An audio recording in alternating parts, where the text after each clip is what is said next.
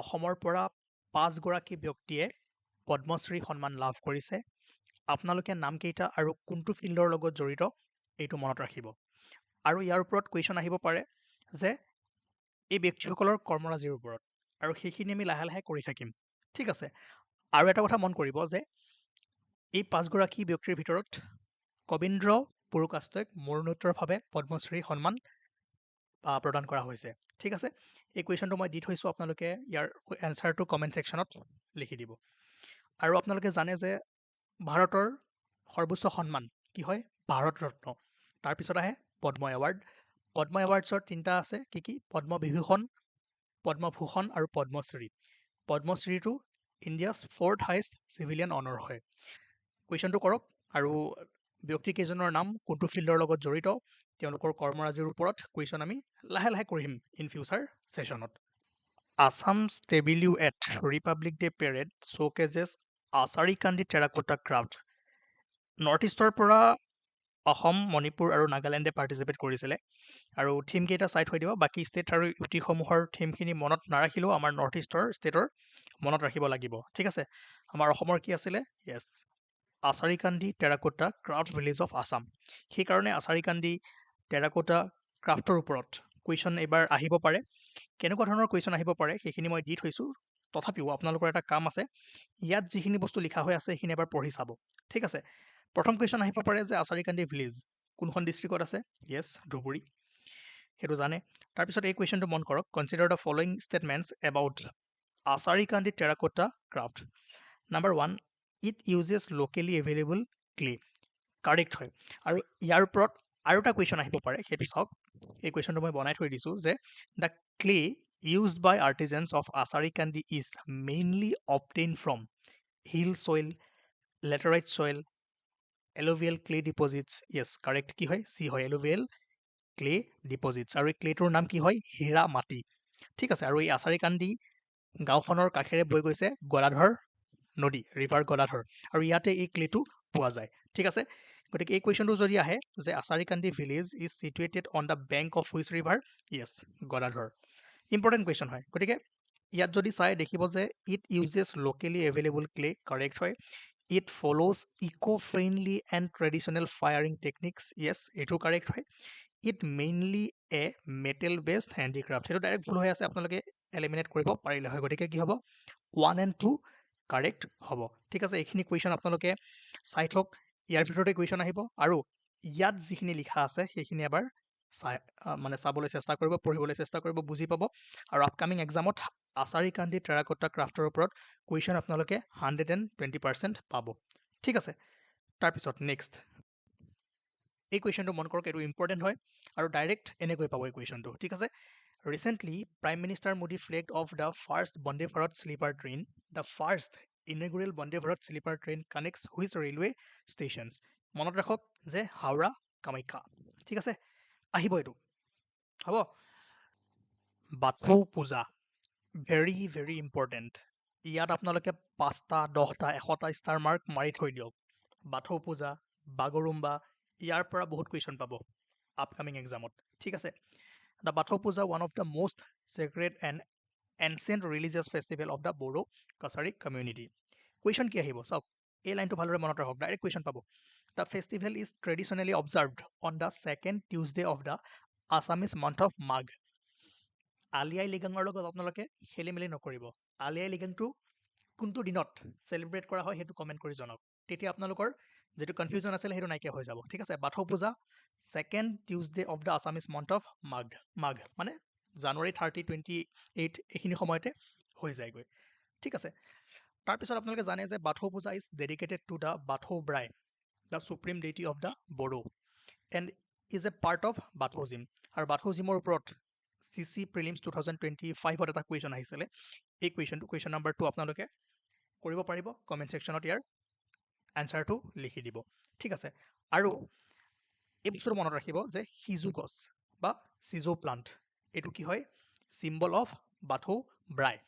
আৰু এনেকৈ আপোনালোকে দেখিব যে সিজু গছজোপা ইয়াতে লগোৱা হয়, তাৰ চাৰিওফালে বাঁহেৰে বেৰা দিয়া হয়, আৰু মাজতে ধূপ ধূনা চাকি বা পূজা কৰা হয় ইয়াতে। ঠিক আছে। লগতে এইটো মনত ৰাখিব যে the plant symbolises life, purity and protection from evil forces. এই তিনিটা পইণ্টছ ইম্পৰ্টেণ্ট হয়, কেতিয়াবা ষ্টেটমেণ্ট বেছ কুৱেশ্যন আহিব পাৰে। ঠিক আছে, চিম্পল কুৱেশ্যন আহিলে এইটো আহিব যে কোনটো দিনত পালন কৰা হয়। বাথৌ জিমৰ ওপৰত কুৱেশ্যন আহিব পাৰে, কোনটো কমিউনিটিয়ে পালন কৰে, কোনটো ট্ৰাইবে পালন কৰে, বা বাথৌ শব্দটোৰ অৰ্থটো কি হয়, আৰু সিজৌ উদ্ভিদ বা চিজু প্লাণ্ট কোনটো মানে ফেষ্টিভেলৰ লগত জড়িত বা কোনটো কমিউনিটিৰ লগত জড়িত, এনেকুৱা কুৱেশ্যন বহু প্ৰকাৰে আহিব পাৰে। আৰু আমি MCQ চিৰিজ যেতিয়া কৰিম তেতিয়া এই কুৱেশ্যনসমূহ আমি কৰিম, কিন্তু ইয়াত যিমান কেইটা পইণ্ট দিয়া হৈ আছে ভালদৰে মনত ৰাখিবলৈ ট্ৰাই কৰিব। বুজিবলগীয়া একো নাই, পঢ়িলে মনত ৰাখিব হৈ যাব। তাৰপিছত 2026ত শিল্পী এৱাৰ্ড লেট সমৰ হাজৰিকা আৰু ধনদা পাঠকলৈ প্ৰদান কৰা হৈছে। ঠিক আছে, আৰু জানে আপোনালোকে 17 জানুৱাৰীত কি হয়, শিল্পী দিৱস অবজাৰ্ভ কৰা হয়। কিন্তু পৰীক্ষাত গৈ আপোনালোকে খেলি মেলি লাগিব। এতিয়া এই কুৱেশ্যনটো প্ৰত্যেকজনে কৰক, কমেণ্ট ছেকশ্যনত কমেণ্ট কৰি জনাওক। দেখাত ইজি, কিন্তু পৰীক্ষাত এই বস্তুবোৰে ভুল হৈ আহে, 1 মাৰ্ক গুচি যায়গৈ। ঠিক আছে, এইটো কৰক। আৰু চাওক, এতিয়া মই আকৌ কৈছোঁ, চাওক জানুৱাৰী মাহত যিখিনি ইভেণ্ট হৈ গৈছে, এতিয়া বাথৌ পূজা, এতিয়া মই আপোনালোকক কাৰেণ্ট এফেয়াৰ্ছ পঢ়ুৱাই আছোঁ। বহুতে ভাবিব পাৰে যে বাথৌ পূজাটো কি পঢ়াইছে। বাথৌ পূজা কাৰণ ৰিচেণ্টলি চেলিব্ৰেট কৰি গৈছে, হয়নে নহয়? কাৰণ 2nd টিউজডে অফ মাঘ, মানে আপোনাৰ জানুৱাৰী 20, 29, 30 এইকেইটা ডেটৰ ভিতৰতে পৰি যায়। যদি আপোনালোকৰ ফেব্ৰুৱাৰী, মাৰ্চ এইকেইটা মাহত এক্সাম থাকে, আজি যদি কোনোবা এক্সামিনাৰে কুৱেশ্যন পেপাৰ ছেট কৰি আছে, তেনেহ'লে তেওঁতো দেখিব ন নিউজটো, বা আজি বাথৌ পূজা হয়, আজি যদি কুৱেশ্যন পেপাৰ তেওঁ ছেট কৰি আছে, আপকামিং একমাহ বা ধৰক 2 মাহ আগৰ পেপাৰখনততো ইয়াৰ বিষয়ে কুৱেশ্যন দিব। গতিকে ষ্টেটিক পৰ্চন, কাৰেণ্ট এফেয়াৰ্ছ এনেকৈ যদি আপোনালোকে মিলাই পঢ়ি যায়, তেতিয়াহ'লে আপোনালোকৰ কি হ'ব, মাৰ্কছ বাঢ়িব আৰু জব আৰামছে পাব। ঠিক আছে, তেনেকৈ আপোনালোকে এতিয়া শিল্পী দিৱস, আপোনালোকে ৰূপকোঁৱৰ জ্যোতিপ্ৰসাদ আগৰৱালাৰ বিষয়ে আজিয়ে চাই থৈ দিয়ক। আমাৰ KSGS আছামতে সকলোবোৰ দিয়া হৈ আছে, PDF-ত দিয়া হৈ আছে, যিমানখিনি লাগে সিমানখিনি আপোনালোকক জ্যোতিপ্ৰসাদ আগৰৱালাৰ বিষয়ে দিয়া হৈ আছে। ঠিক আছে, সেইকাৰণে এই বস্তুবোৰ যদি এনেকৈ আপোনালোকে ডিকোড কৰি পঢ়িব পাৰে, বহুত ভাল হ'ব আৰু বহুত ভাল মাৰ্কছ পাব। হ'ব, এই কুৱেশ্যনটো কৰক কমেণ্ট ছেকশ্যনত। তাৰপিছত পিজেণ্ট আপৰাইজিং এট পথৰুঘাট, আপোনাৰ 1894। 28 জানুৱাৰীৰ কৃষক শ্বহীদ দিৱস, আৰু আপোনালোকে পথৰুঘাটৰ বিষয়ে জানে, যাক জালিৱানাৱালা বাগ অফ আছাম বুলিও কোৱা হয়, ডলি ৰণ বুলিও কোৱা হয়। আৰু এইখিনি বস্তু আমি বহুতবাৰ পঢ়িছোঁ, কিন্তু এবাৰ এইকাৰণে মনত পেলাই দিছোঁ, 28 জানুৱাৰীত যিহেতু কৃষক শ্বহীদ দিৱস হিচাপে পালন কৰা হয়, আৰু এই দিনটো অহাৰ লগে লগে আমি পথৰুঘাট কৃষক বিদ্ৰোহৰ বিষয়ে জানিব লাগিব।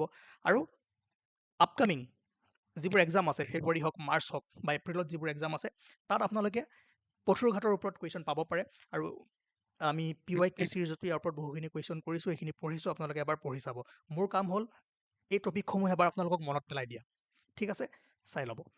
তাৰপিছত এইটো চাব পাৰে যে এক্সপৰ্ট প্ৰিপেয়াৰ্ডনেছ ইণ্ডেক্স 2024 যে নীতি আয়োগে ৰিলিজ কৰিছে, আৰু অসমৰ rank 24th among 36 states and union territories. Just ৰেংকটো মনত ৰাখি থৈ দিয়ক, চিম্পল কুৱেশ্যন সুধিব পাৰে। ঠিক আছে, আৰু এটা পইণ্ট মনত ৰাখিব যে আছামছ ৰেংক ইজ বিলো নাগালেণ্ড এণ্ড ত্ৰিপুৰা। আৰু অসমৰ ৰেংক ইমান পিছত হোৱাৰ মূল কাৰণ কি? Yes, shortage of labs, inadequate cold chain infrastructure, limited cargo services. আৰু এই পইণ্টখিনি আপোনালোকে চাই থৈ দিব, কুৱেশ্যন সুধিব পাৰে। ইয়াত যিখিনি দিয়া হৈ আছে সেইখিনি আপোনালোকে মনত ৰাখিব। হ'ব, তাৰপিছত মিনতি খাউণ্ড, আৰু এনেকুৱা নিউজবোৰ দিবলৈ মন নাযায়। জানুৱাৰী মাহতে তেওঁৰ মৃত্যু হৈছে, আৰু জানেই প্ৰখ্যাত ভায়লিন বাদক মিনতি খাউণ্ড, যি 2024ত সংগীত নাটক একাডেমী অমৃত এৱাৰ্ডো লাভ কৰিছিলে। ঠিক আছে, আৰু মিনতি খাউণ্ডে যদি মন কৰে দেখিব যে 1972ত তেওঁ যেতিয়া মানে ভায়লিন বজাইছিলে, আৰু সেই সময়ৰ পৰা তেওঁৰ যিটো প্ৰফেশ্যনেল লাইফ বা তেওঁৰ জীৱনৰ এটা নতুন গতি আৰম্ভ হৈছিলে। আৰু সেই সময়ত পণ্ডিত VG যোগ, জানে লিজেণ্ডাৰী ভায়লিনিষ্ট, তেওঁ মিনতি খাউণ্ডক মেণ্টৰশ্বিপ দিয়াৰ প্ৰস্তাৱ দিছিলে। আৰু তেতিয়াৰ পৰা মিনতি খাউণ্ডে আমাৰ অসম, ভাৰতবৰ্ষক বিভিন্ন ঠাইত ৰিপ্ৰেজেণ্ট কৰি আহিছে। গতিকে এবাৰ চাই থৈ দিব কোনটো ইনষ্ট্ৰুমেণ্টৰ লগত জড়িত, সেই কুৱেশ্যনটো সুধিব পাৰে। ঠিক আছে, তাৰপিছত এইটো ইম্পৰ্টেণ্ট হয়, ইয়াত কৈছে যে restoration and rejuvenation of wetlands of Assam. Simple question সুধি থৈ দিব, কি যে under national disaster mitigation fund, বাছ। আৰু লগতে অবজেক্টিভ কেইটা, এই 4টা অবজেক্টিভ, 4টা ষ্টেটমেণ্ট দিব, কোনকেইটা শুদ্ধ কোনকেইটা ভুল সুধি দিব। নাম্বাৰ 1 যে restore and rejuvenate 15 scientifically selected wetlands across 9 district. reduce urban flood risk, enhance water retention capacity of wetlands, mitigate risk of flooding, and help in overall flood management of Brahmaputra river basin in Assam. এইটো আমি আগতেও চাইছিলোঁ, কিন্তু recently Amit Shah ডাঙৰীয়া অসমলৈ আহিছিলে আৰু এই মানে আপোনাৰ এই প্ৰজেক্টটো লঞ্চ কৰি থৈ গৈছে। সেইকাৰণে ইয়াৰ ওপৰত কুৱেশ্যন আহিব পাৰে, অবজেক্টিভ কেইটা, আৰু এইটো চাই থৈ দিব under national disaster mitigation fund. ঠিক আছে, আৰু 692 crore প্ৰজেক্ট হয়। এইখিনি মনত নাৰাখিলেও এবাৰ চাই থৈ দিয়ক, যদি ষ্টেটমেণ্টত আহে আপোনালোকে কৰিব পাৰিব। কিন্তু এইটো মনত ৰাখিব যে restore and rejuvenate 15 scientifically ৰিচিলেক্টেড ৱেটলেণ্ডছ across 9 district. এই ভেলুকেইটা ডাইৰেক্ট দি দিওঁ। ঠিক আছে, তাৰপিছত কেইটামান নিউজ আপোনালোকে চাই থৈ দিয়ক, 1 মাৰ্কৰ কুৱেশ্যন বনিব পাৰে। নৰ্থ ইষ্ট ফাৰ্ষ্ট স্মাৰ্ট বায়' informatics lab anvil at Guwahati university. APL Assam Petrochemical Limited signs MOU for e-methanol plant in Gujarat's Kandla port. পৰ্টটো মনত ৰাখি থৈ দিয়ক, ডাইৰেক্ট কুৱেশ্যন আহি যাব। তেনেকৈ Amit Shah lays foundation for second assembly complex in Dibrugarh, সুধি দিব পাৰে। ডিব্ৰুগড়, শিলচৰ, যোৰহাট, আপোনাৰ কোকৰাঝাৰ অপশ্যনত আহিব পাৰে। আৰু ইয়াৰ ওপৰত আমি ভালকৈ পঢ়িম পিছত, এতিয়া সময় কম আছে। মই যিমান পাৰোঁ আপোনালোকক কম সময়ত বস্তুবোৰ দিবলৈ ট্ৰাই কৰিছোঁ। তেনে buffalo fights organised at Ahotguri despite supreme court ban. আৰু ইয়াৰ ওপৰত এই কুৱেশ্যনটো ৰিচেণ্টলি সুধি গৈছে, আৰু এই কুৱেশ্যনটোৰ আনচাৰ কৰিবলৈ ট্ৰাই কৰক, আৰু আপোনালোকে নিশ্চয় পাৰিব। সেইটো 62 নম্বৰ কুৱেশ্যন। তাৰপিছত দেওহাঁহৰ ওপৰত অসমৰ ষ্টেট বাৰ্ড হয়। বহুতো আৰ্টিকেল আহি আছে এইকেইদিন, আমি আগতেও কভাৰ কৰিছোঁ। গতিকে দেওহাঁহ কেতিয়া ষ্টেট এনিমেল হিচাপে ৰিকগনাইজ কৰা হৈছিলে, কিমান আছিলে, কি আছিলে, সকলোবোৰ ডাটা আছে, এবাৰ চাব। চাওক, মই শ্বৰ্টকৈ হ'লেও আপোনালোকক বস্তুবোৰ দিবলৈ ট্ৰাই কৰি আছোঁ। চ' অলপমান আপোনালোকে এডজাষ্ট কৰি ল'ব, কাৰণ যিবোৰ বস্তু আমি আগতে পঢ়িছোঁ, ধৰক পথৰু ঘাটেই হওক বা বাথৌ পূজাই হওক, এইবোৰ মনত পেলাই আছোঁ যে এই টপিকসমূহ এতিয়া চলি আছে, ইয়াৰ ওপৰত কুৱেশ্যন আহিব পাৰে। আৰু যিবোৰ ধৰক ডাইৰেক্ট কুৱেশ্যন সুধিব পাৰে সেইবোৰো মই দি আছোঁ, আৰু যিখিনি আপোনালোকে নিজে কৰিব পাৰে তাৰ মই MCQs দিছোঁ। গতিকে ভালদৰে কৰিব আৰু কণ্টেক্ট কৰিব পাৰে যদি কিবা ডাউট থাকে, আৰু PDF সমূহ আপোনালোকে পাই যাব। পেইড গ্ৰুপ জইন কৰিব পাৰিব, কণ্টেক্ট কৰিব। Thank U.